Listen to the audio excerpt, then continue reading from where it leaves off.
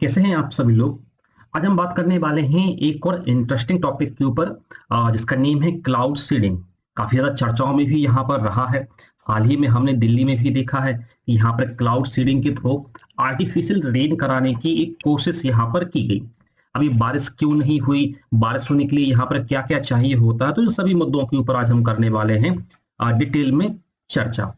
बात करते हैं क्लाउड सीडिंग। अब क्लाउड सीडिंग के बारे में पहली बात मैं आपको बता दूं कि यहाँ पर ये कोई ऐसी टेक्नोलॉजी यहाँ पर नहीं है कि हवा में नमी मौजूद ना हो और उसके बावजूद भी वर्षा यहाँ पे करा दी जाए।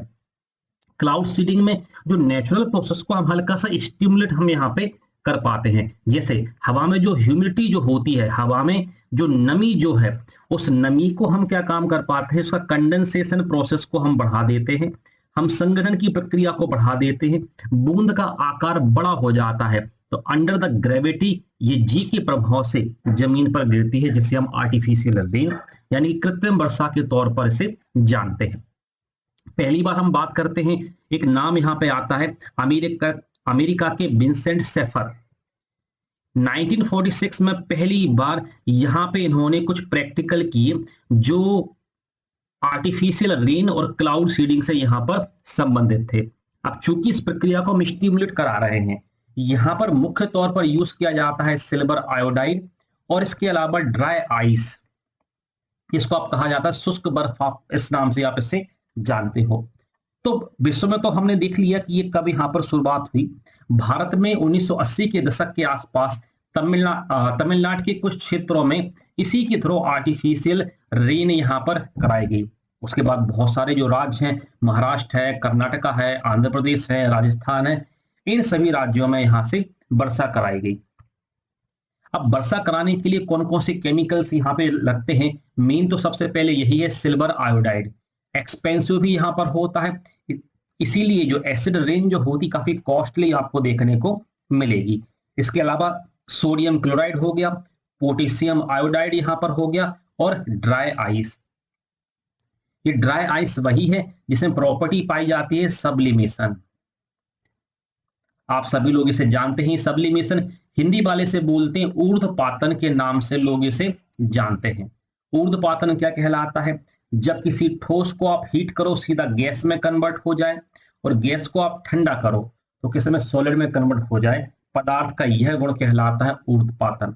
ढेर सारे इसके एग्जाम्पल होते हैं। एक बहुत कॉमन एग्जाम्पल जो आप जानते हो ये होता है कैम्फर, जिसको आप बोलते हो कपूर। फिनोप्थिलीन हो गया, बेंजोइक एसिड हो गया, अमोनियम क्लोराइड हो गया, खुद ड्राई आइस यहाँ पर हो गया, आयोडीन हो गया। इन सभी में सब्लिमेशन की प्रॉपर्टी पाई जाती है। तो ये जो केमिकल जो आपको दिखाई दे रहे हैं, इनको रॉकेट या किसी एयरक्राफ्ट के थ्रू एटमॉस्फेयर यानी हवा में हम इसे छोड़ते हैं। जैसे ही हवा में हम यहाँ पर छोड़ते हैं तो वर्षा पानी जो है नमी के रूप में जो होता है वो संघनित होने लगता है। कंडेंसेशन प्रोसेस यहाँ पर हो जाती है, नमी बड़ा आकार लेकर बूंद में कन्वर्ट होती है, और ये बूंद जब जमीन पर गिरती है इसे कहा जाता है आर्टिफिशियल रेन। हम इसे नेम देते हैं। आर्टिफिशियल रेन और जो नॉर्मल रेन जो है, इसमें कुछ डिफरेंस यहाँ पर होता है या कुछ अंतर होता है, तो इस अंतर के ऊपर भी चर्चा कर लेते हैं। जब भी आर्टिफिशियल रेन कराई जाएगी, क्लाउड सीडिंग कराई जाएगी, तो पर्टिकुलर एक एरिया ही यहाँ पर होगा जहां पर क्या हो रही है, ये वर्षा होगी। जबकि जो नेचुरल रेन जो होगी ये काफी ज्यादा एरिया यहाँ पर कवर करती है।